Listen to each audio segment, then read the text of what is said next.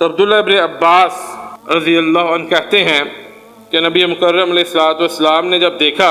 کہ مشرکین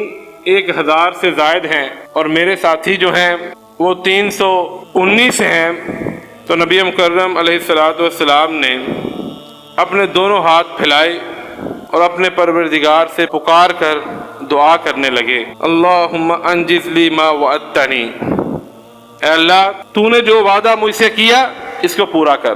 اللہم آت ما وعدتنی، اے اللہ تو مجھے دے دے جس کا تو نے مجھ سے وعدہ کیا،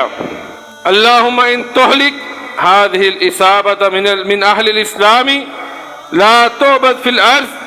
اے اللہ اگر تو مسلمانوں کی اس جماعت کو تباہ کر دے گا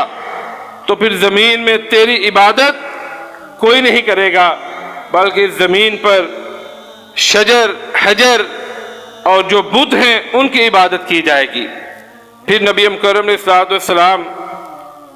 اپنے ہاتھ پھیلائے دعا کرتے رہے یہاں تک کہ آپ کے مبارک شانوں سے